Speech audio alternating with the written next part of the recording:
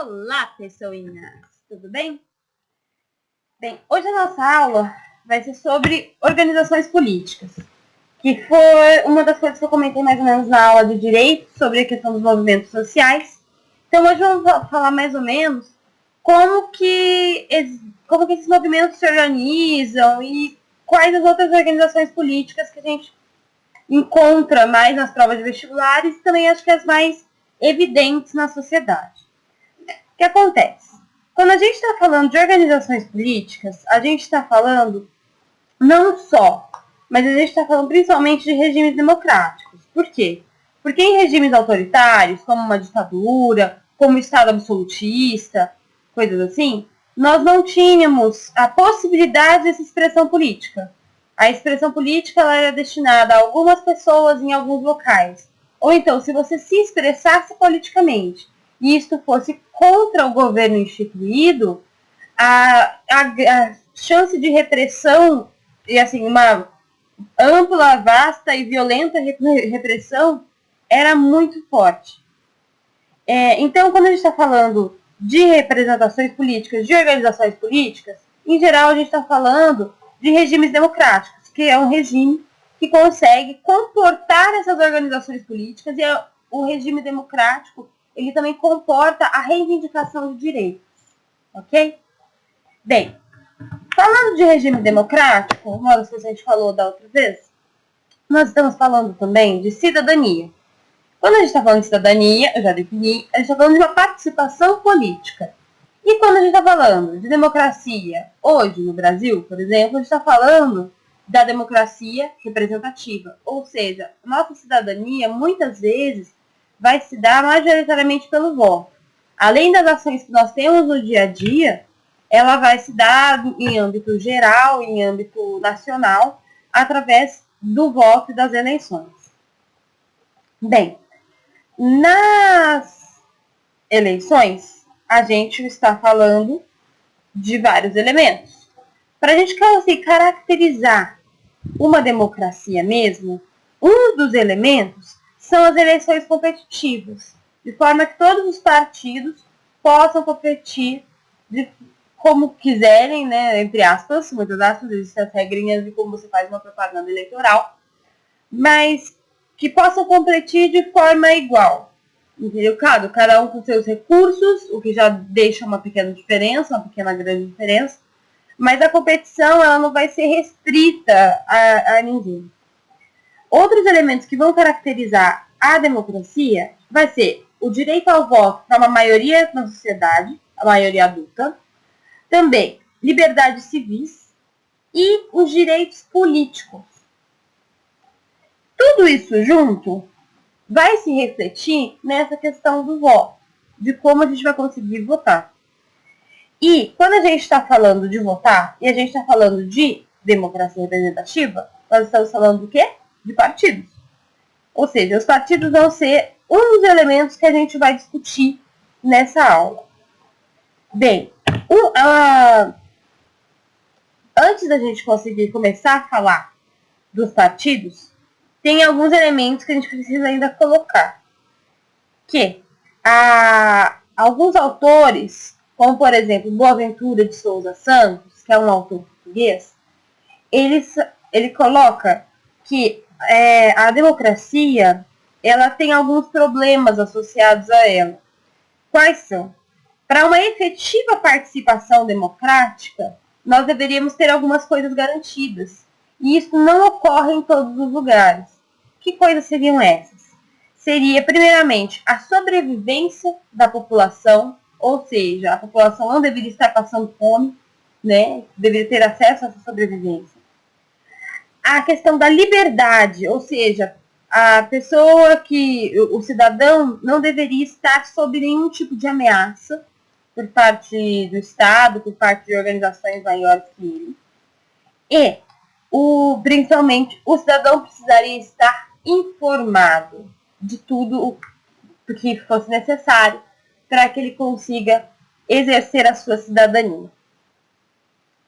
O que é um pouco delicado, né? Já que a gente falou de Brasil real e Brasil legal, e também, principalmente, em outros locais do mundo que estão tentando formar e já tem democracias também, mas são democracias mais novas. O que acontece? Vamos exercer nossa cidadania no Brasil. A partir do quê? Principalmente a partir do voto. Perguntinha 1. História. Quando foi a primeira vez que o voto foi colocado no Brasil? O voto foi colocado a primeira vez no Brasil para a população em 1824, na Constituição de 1824. No entanto, os que poderiam votar eram os homens acima de 25 anos, com uma renda igual ou superior a 100 mil réis. E o voto, ele principalmente estava demonstrando um controle de várias oligarquias presentes no momento. Mas quando a gente está falando de 1824, a gente está falando nem de república ainda, não é?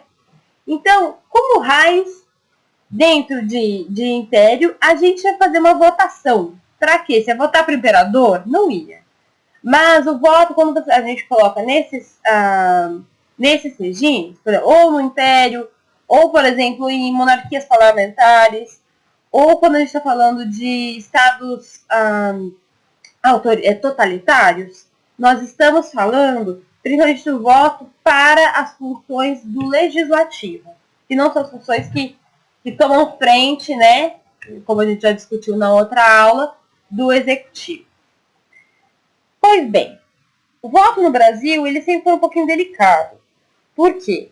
Porque a gente consegue lembrar muito facilmente que a gente teve uma época que a gente chamava de voto de cabresto, que vocês vão se recordar, que foi naquele logo início da República, e não que ainda não tenha, mas era um voto associado às funções das oligarquias.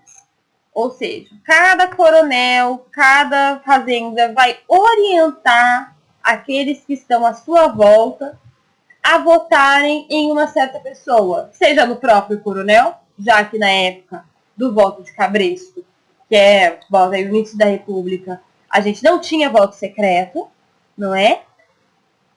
Ou votar no coronel, ou votar nas amigas do coronel. Então, era um voto de cabresto porque, apesar de se exercer a função de voto, este voto não era uma participação cidadã, não era uma participação democrática, porque esse voto era orientado a partir de outras funções.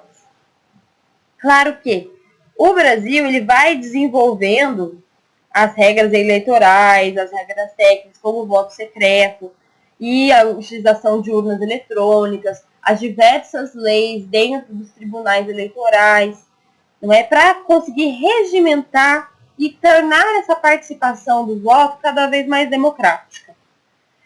Tanto, por exemplo, nós teremos ainda um voto muito importante, que é o voto feminino, no governo de Getúlio Vargas. Né? O Brasil, inclusive, foi um dos primeiros países a aprovar o voto feminino. O primeiro país mesmo a aprovar o voto feminino foi os Estados Unidos em 1920.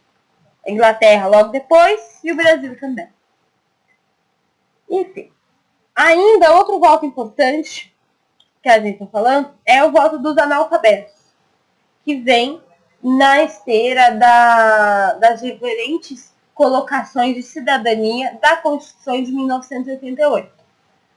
O voto para os analfabetos, ele não é obrigatório, ele é facultativo. Ou seja, vota quem quer dos analfabetos. Mas ele já é também importante porque ele rompe com uma esteira de pensamentos em que não morreu ainda, que é um pensamento de que se fala que somente algumas pessoas deveriam exercer o direito de voto. Porque, por exemplo, os analfabetos, mulheres, né, idosos, eles não saberiam votar. Pessoas menos instruídas não saberiam votar. E existia, sim, apesar uma certa preocupação quanto à questão do voto dentro da democracia, desse voto de massa, de pessoas que poderiam ser influenciadas, né, por certas ideias e votariam em coisas que elas não entendem muito bem. Mas, principalmente, a gente está falando, quando a gente fala disso, existe essa preocupação? Existe para algumas pessoas. Mas as reais intenções atrás da restrição de voto está sempre associado à questão de que existe uma elite específica que quer manter um poder e que vai querer continuar se elegendo para certos cargos e quer continuar comandando, o que é muito complicado. Bem, quando a gente vota em alguém, mas a gente não vota só em alguém. No Brasil, a gente não tem a possibilidade de adentrar a política sem estar associado a um partido político.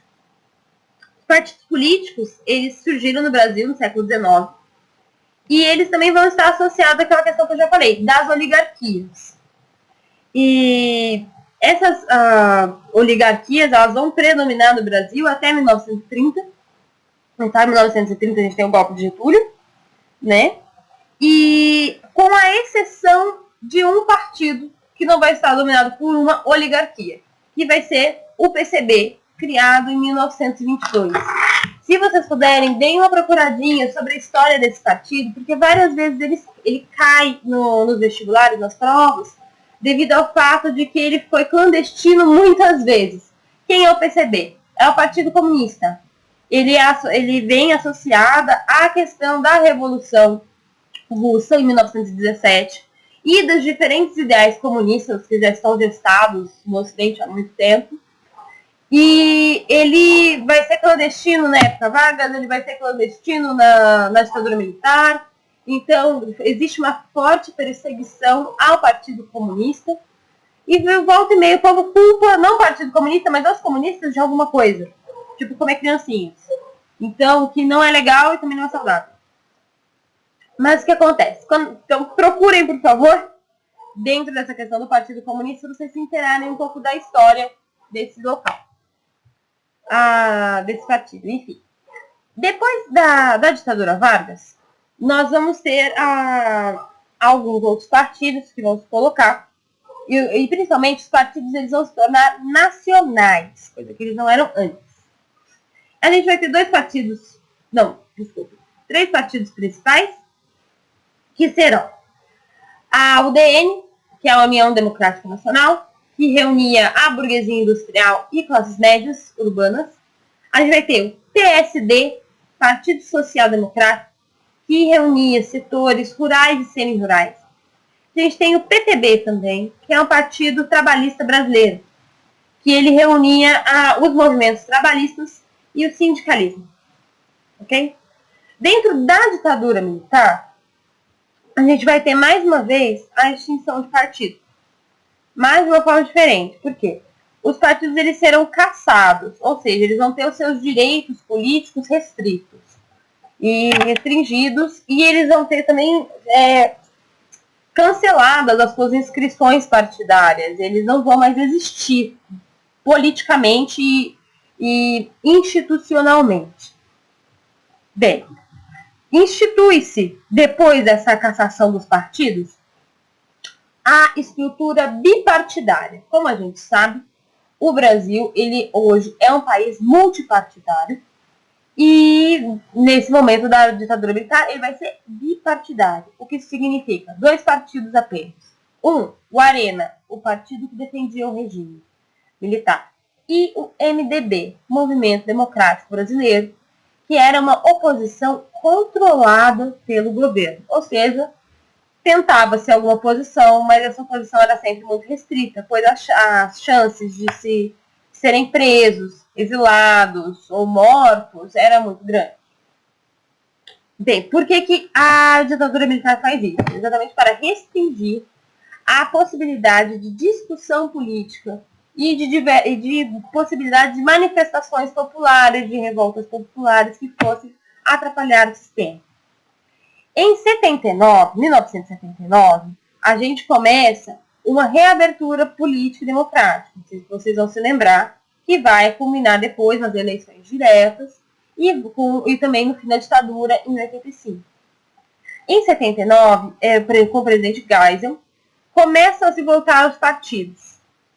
E nós vamos ter, então, alguns partidos novos, que vai ser o Partido da Frente Liberal, PFL, que hoje é o DEM, o PSDB, também surge nessa época.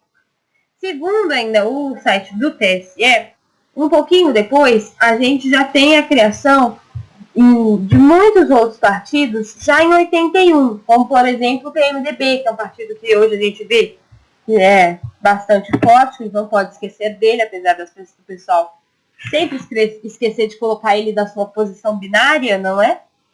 E nós temos outro partido, que era o partido da presidente Dilma, que está afastada no momento devido ao impeachment, que vai ser o Partido dos Trabalhadores, é criado em 82. Bem, qual que é a função dos partidos? A função de um partido, por que você criar um partido, é principalmente para concentrar interesses de algumas categorias. Nem sempre o nome do partido demonstra tudo que ele coloca como interesses. Isso é uma coisa para a gente pensar. E como a gente sabe o que um partido quer? A gente sabe o que um partido quer quando você lê as fundações do partido, quando você vai até o site do partido, eles têm várias inscrições, eles têm vários textos colocados para explicar quais são os interesses do partido, os ideais defendidos, não é? Então, e essa também é a melhor forma de a gente se preparar para uma eleição.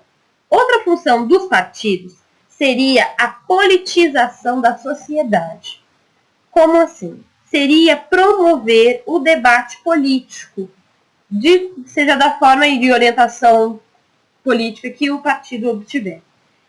Muitas pessoas hoje criticam isso, que os partidos não estão cumprindo com essa colocação.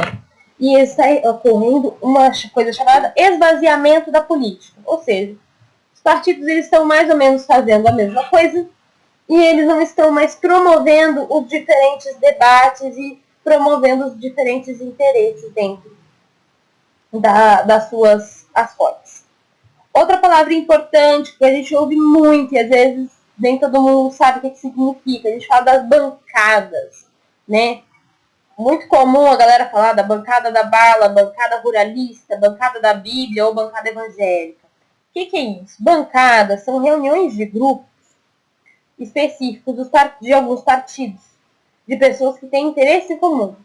Ou seria então uma corporação de interesses, ou de uma forma mais bonita de se falar, uma oligarquia setorial. Bem, além dos partidos, nós temos ainda outras formas de conseguir direitos e de nos organizarmos politicamente. Essas formas são os movimentos sociais. O que serão os movimentos sociais? Como eu já disse, movimento social são movimentos organizados para manter ou mudar uma situação. E eles costumam não querer o poder do Estado, mas eles procuram validar diferentes direitos dentro da sociedade. Dentro dos movimentos sociais, a gente tem uma coisa muito importante, que é a questão da luta coletiva. Existe, às vezes, um problema que atinge individualmente algumas pessoas, mas a forma como esse problema vai se colocar dentro da sociedade torna essa luta coletiva. Como, por exemplo, o MST, que também, se vocês puderem dar uma procuradinha, eu vou passar aqui um resumo muito rápido, mas é um movimento que sempre cai nos vestibulares. Okay? Quem é MST? É um movimento de longa duração já, e como todo movimento de longa duração, ele já tem uma estrutura e uma organização mais burocratizada. Dentro dos movimentos sociais, a gente tem os movimentos organizados, que é o caso do MST. Eu vou explicar por que isso é importante. Enfim, o MST, ele faz o quê? Ele tem uma política de luta contra a concentração de terras nas mãos de poucas pessoas no Brasil. E ele tem uma associação com interesses ambientais, com preservações de terra também, para que as terras continuem produtivas, que é uma coisa muito importante. Eles criticam ainda as condições dos trabalhadores rurais. Eles querem melhores condições de trabalho.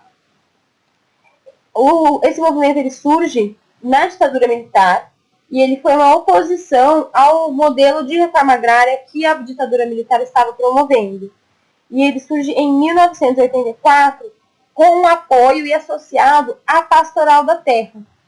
E uma das coisas que eles reivindicam até hoje, e que é muito importante de ser discutido, é a questão da redistribuição das terras, principalmente das chamadas terras ociosas, que são as terras que não são produtivas. Okay?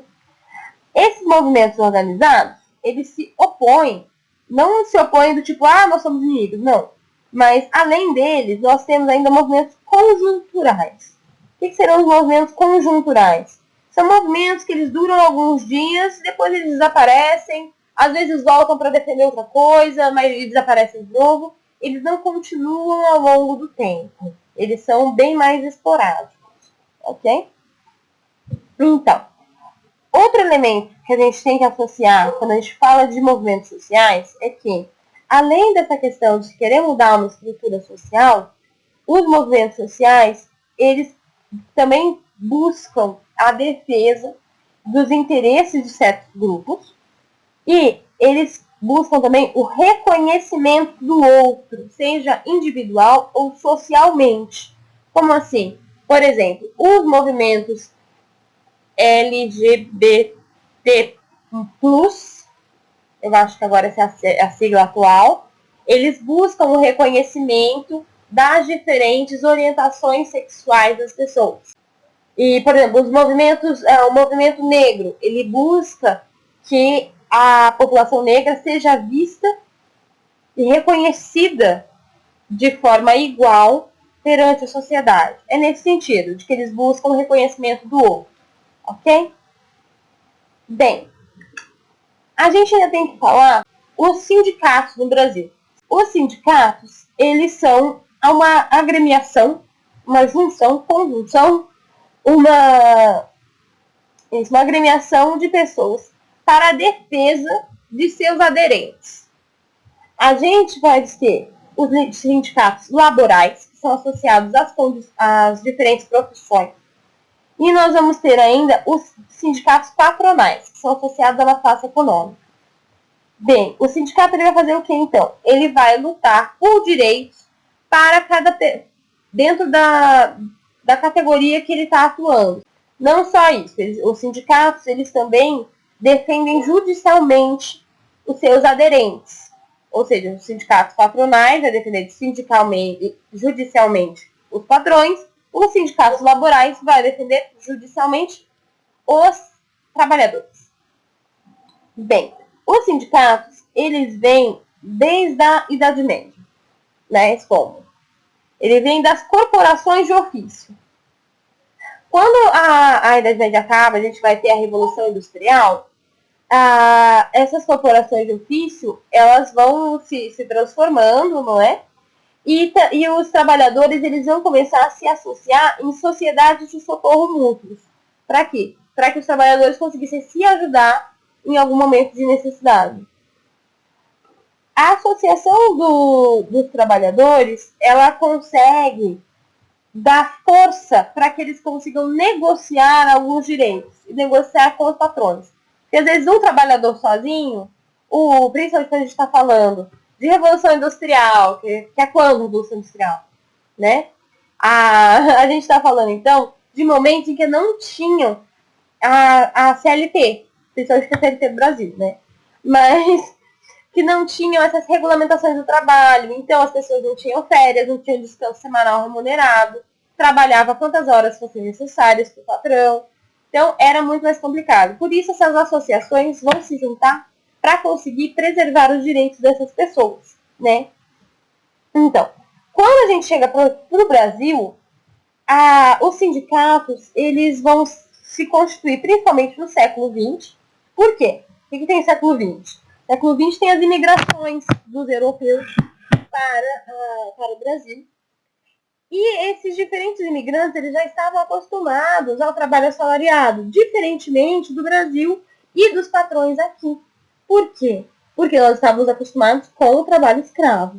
Então, os sindicatos, eles vão ter a influência desses imigrantes que vão vir de diferentes países da Europa. E eles vão também se associar a diferentes correntes ideológicas. Alguns vão ser marxistas, alguns vão ser socialistas, alguns vão ser anarquistas, dependendo de como eles vão sendo criados, ok? Mas assim como os direitos, é aquela coisa, vem e volta, então é um pouco complicado. Por quê? Em 1930, com o Estado Novo, a gente vai ter os sindicatos associados ao Estado, o que é um pouco complicado, não é? Porque se ele vai estar associado ao Estado e a gente vai ter colocação de um Estado totalitário, de uma ditadura, é óbvio que você não vai poder realmente lutar por alguma coisa ali dentro devido às problemáticas das repressões violentas, né? Porque a gente sabe que, apesar de a gente não falar, a ditadura Vargas também foi extremamente violenta, né? Tivemos mortes também, tivemos desaparecimentos também. Enfim. E dentro desse formato de sindicalismo, a gente vai ter algumas restrições, principalmente a restrição à greve. Mas, gente, por que raios queriam restringir a greve, né? Bem, principalmente porque a greve, ela sempre foi um instrumento dos trabalhadores dentro da sociedade capitalista. Por quê? Porque dentro do sistema capitalista, se você para a produção, você perde dinheiro. Se você parar sua corporação de ofício, ninguém ia nem ligar para sua vida, né? Tipo, dane-se. Porque a Idade Média, a corporação de ofício costumava estar associada ao pouco da artesão. Não era uma questão de sistema. Quando a gente está falando já da sociedade capitalista, e as greves elas vão começar, as atividades grevistas, também com a formação das grandes indústrias, a gente está falando de paralisação de atividade produtiva para conseguir fazer uma reivindicação. Por quê? Porque um patrão não vai conseguir chegar, entrar na fábrica e fazer a fábrica funcionar sozinho. Ele precisa de todos os seus funcionários. Então, essa reivindicação, essa forma de atuação, ela é uma forma de negociação também. Bem, algumas coisas que as greves reivindicam, pode ser os salários, pode ser regulamentação de trabalho feminino e infantil, quando a gente está falando aí do início da industrialização. A gente também está falando dos diferentes direitos trabalhistas, né, dos diversos direitos trabalhistas. Enfim, as greves, então, elas vão ser um instrumento extremamente necessário, principalmente quando você fala dessa questão da atuação dos sindicatos.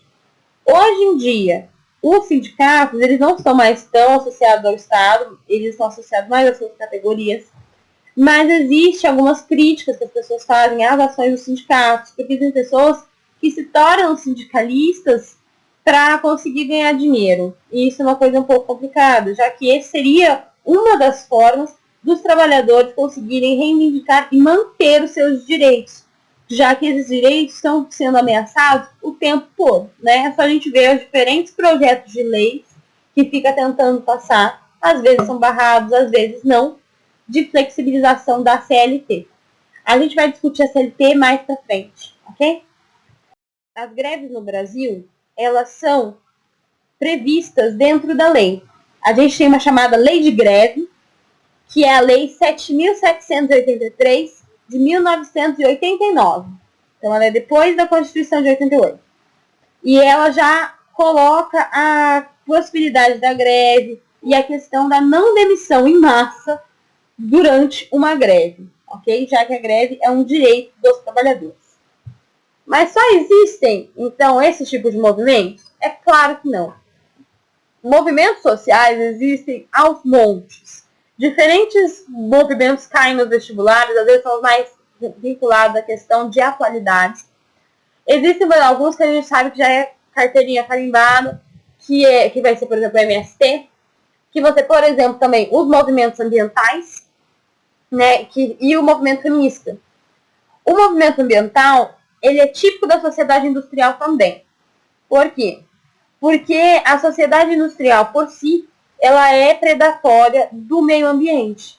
Então, eles já começaram no século XIX, só que eles vão ganhar mais força em 1970, que é quando o pessoal realmente começou a sentir que o que o pessoal estava falando no século XIX não era brincadeira. E o que acontece? Devido a essa longa projeção deles na sociedade, eles criaram uma certa cultura de consciência ambiental. Tanto que hoje todo mundo sabe o que tem que fazer. para preservar mais ou menos o meio ambiente. E a gente sabe também que não é só a ação individual, mas também a ação do sistema, que é muito mais importante, seriam as empresas, que seriam o próprio Estado, em regulamentar e em conseguir aplicar as questões das legislações ambientais. Bem, ainda temos o movimento feminista. O movimento feminista ele também retoma aos séculos passados.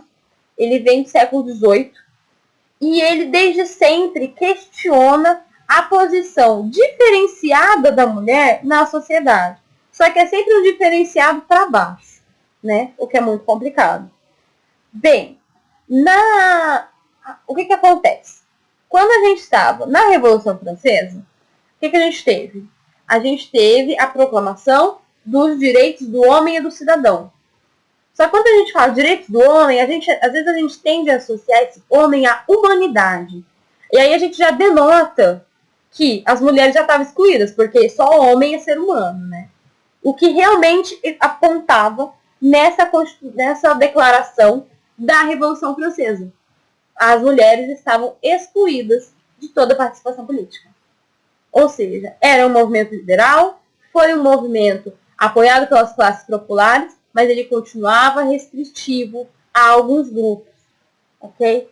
O que é muito complicado. E você acha que todo mundo ficou quietinho? Claro que não ficou quietinho, né?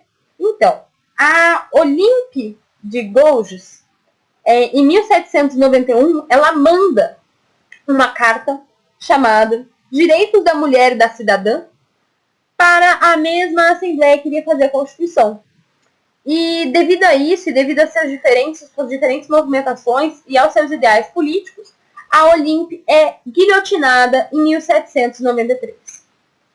Então, quando a gente está falando de movimento feminista, eu já falei isso na aula de direitos, quando a gente está falando de ampliação de direitos para qualquer população, a gente não está brincando, ok? Então, o movimento feminista, ele principalmente se organizou depois de um tempo em torno da questão do voto. Por quê? Também porque quando a gente está falando de democracia representativa, a gente está falando da cidadania através do voto. E o voto feminino, ele só foi aceito, ele só foi colocado no século XX. E como eu falei, o primeiro país a ser colocado foram os Estados Unidos. O que é muito complicado. Por quê? Porque se a gente está falando de uma sociedade ocidental que já vem trabalhando a democracia desde a Grécia Antiga, a gente está falando da exclusão das mulheres em vários e praticamente em todos os processos políticos, não é? E o que acontece? Isso não é nem divertido, nem positivo, porque a maioria das mulheres que participaram desses processos políticos, elas foram ou excluídas da história, ou guilhotinadas, como a Olympe. Então, o movimento feminista, ele tá aí não para fazer estardalhaço, não é para brincar. Gente, a gente tá aqui, assim como era normal ter escravos em 1800 e pouquinho, as pessoas ainda acham normal diminuir uma mulher pelo fato de ela ser mulher. Isso não tá certo, isso é uma coisa que é necessária de ser discutida. Também porque isso caiu no Enem ano passado, vocês podem se lembrar, que era aquela questão sobre, para a gente comentar a questão da persistência da violência contra a mulher. Como raios no século XXI ainda persiste a ideia de que você pode chegar em casa e bater na sua esposa. Né? Ou então, de qualquer outra situação, que um homem poderia, por algum motivo que fosse, se suplantar a uma mulher, pelo simples fato de que ele é um homem. É meio ignóbil isso, é meio estúpido, na verdade.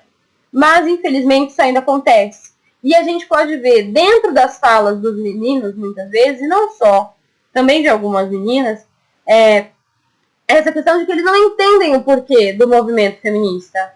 Não entende-se o porquê do movimento feminista, porque você, em geral, as pessoas estão muito bem onde elas estão. Não existe problema em ser homem. Existe problema em você achar que você pode subjugar pessoas por esse motivo. Não existe problema em ser branco, mas existe problema em você achar que você pode subjugar outras etnias por esse motivo. Entendeu? E outra coisa, a gente precisa desses movimentos sociais dentro da sociedade exatamente porque a sociedade não está vendo o problema. Assim como a gente precisou chegar no ponto de escrever os direitos humanos, a gente precisa que os movimentos sociais venham discutir essas estruturas que estão já enraizadas na gente e que a gente tem que ir cortando e podando até que elas acabem. Por quê? Porque a gente só consegue uma sociedade realmente democrática quando todas as pessoas puderem falar com liberdade, quando todas as pessoas puderem ser o que são, quando todas as pessoas puderem trabalhar com igualdade, trabalhar sem que alguém fique olhando para elas como se elas fossem uma pessoa inferior. Seja porque existem profissões que são menosprezadas na sociedade, seja por um caráter étnico, seja por uma orientação sexual, seja por uma questão de gênero.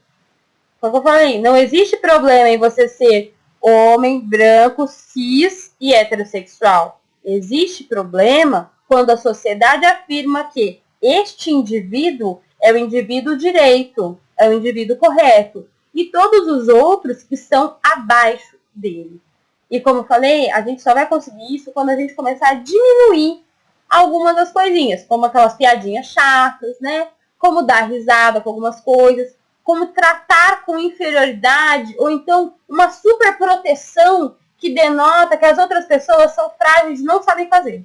Sendo que você nem perguntou para a pessoa em questão se ela sabe fazer o que ela está tentando fazer. Ok?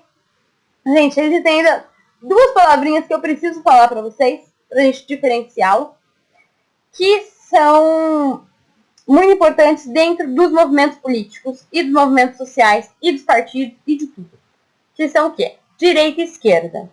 Por que raios a gente ainda usa direita e esquerda? O que significa a gente falar que alguém é de direita, alguém é de esquerda, alguém é de extrema direita e tudo mais? Bem, direita e esquerda remonta também ao século XVIII e às assembleias da França, né? Em que o que acontecia? No início da Revolução Francesa, ali, a primeira parte do século XVIII, em que sentava-se para discutir as questões nobreza, clero, a burguesia e os camponeses, não é? E o que acontecia? Como o clero e a nobreza tinham nojinho, eles se sentavam longe da burguesia e dos camponeses. Ou seja, então eles se sentavam à direita do rei e a burguesia e os camponeses se sentavam à esquerda. E vem daí essa colocação de direita e esquerda. E o que isso influencia hoje? Um negócio do século XVIII, o que influencia hoje pra gente? Isso tornou-se comum essa colocação, principalmente essa colocação binária, ela é muito comum, né? Mas, enfim, quando a gente está falando de direita, a gente está falando de pessoas, ou de classes, ou então de partidos, que vão preferir um viés mais tradicional. Eles costumam querer manter as relações do jeito que estão. Ou seja, não, mulher não tem que votar. Por exemplo, isso foi um exemplo, entendeu? É ruim ser de direita? Claro, esse exemplo que eu dei agora ele é péssimo. Mas hoje, aqui, estamos todo mundo votando, sufrágio universal é nós. Então, a direita, ela vai principalmente se focar na questão da liberdade individual. Liberdade individual é ruim? Não. Mas ela tem que ser ponderada e ela tem que... Vocês vão ver com a questão da esquerda. Quem é a esquerda, então? A esquerda, ela vai ser uma trajetória que vai estar estruturalmente associada à questão dos trabalhadores. E também das lutas trabalhistas, das lutas das minorias e dos movimentos sociais. E quando ela está falando de esquerda, a gente está falando então de alguns setores específicos, né? Então dá para ver aí que assim, a direita defender a liberdade individual não é uma coisa assim tão legal quanto você defender os direitos de todas as minorias, entendeu? Enfim, outra coisa importante para a gente colocar dentro da direita e da esquerda é a opção econômica de cada uma delas. A direita vai se pautar em uma economia liberal. Liberal no sentido de Adam Smith, não de Locke. E a esquerda, ela vai buscar uma economia mais justa e solidária. Ok? Dentro dessa questão de direita e esquerda, a gente associa ainda algumas outras palavras. Por exemplo, a direita seria associada à questão do conservadorismo, enquanto a esquerda seria, às vezes, modernizadora. Tá? A direita reacionária, a esquerda progressista. Sempre assim? Óbvio que não. Por quê? Porque às vezes você vai tomar uma ação que é considerada progressista e às vezes você vai tomar uma ação que é considerada reacionária, apesar de você ser de esquerda ou de direita. Por quê? Porque lembre-se que quando a gente fala de Brasil, a gente fala de presidencialismo de coalizão. Então, a gente tem que tentar balancear e no jogo político tomar as diferentes decisões e as diferentes ações. Tem ainda outro elemento, que é o quê? O centro. Quem é o centro? O centro é o pessoal que vai defender o sistema, mas ele já se preocupa mais com o lado social da coisa. Então, ele está ali mais ou menos. Então, outra coisa que a gente tem que lembrar é que não existem formas puras. A gente usa as palavrinhas, mas não existem formas puras. Então, a gente não tem só a esquerda, a gente não tem só a direita, não é só assim, né? É um pouco mais flexível. E também quando a gente coloca, a gente costuma colocar em uma linha. Que linha será essa? Que vai desde a extrema direita até a extrema esquerda. A extrema direita costuma estar associada aos setores amplamente conservadores, amplamente preconceituosos, que vão realmente rejeitar direitos às minorias, que serão, por exemplo, setores associados ao nazifascismo, ok? Quando a gente está falando a gente vai ter da extrema-direita, da direita, centro-direita, o centro-esquerda, a esquerda e a extrema-esquerda. A extrema-esquerda, apesar de estar falando em linha, infelizmente é mais um círculo. Ela vai, apesar dos diferentes ideais que ela promove, que ela defende, ela vai associar, infelizmente, algumas das suas práticas às da extrema-direita. Como assim? A questão, às vezes, de algumas respostas violentas e coisas assim. Que vão ser, por exemplo, alguns regimes soviéticos que existiam. Entendeu? Que vão responder com violência e com truculência a algumas questões necessárias na sociedade. Gente, a aula ficou maior do que eu imaginava. Óbvio, sempre. Mas eu espero que vocês consigam dar uma estudada. E a gente vai depois resolvendo os exercícios. E vai conseguindo discutir um pouco melhor isso em todas as aulas, ok? Um beijo para vocês e até mais.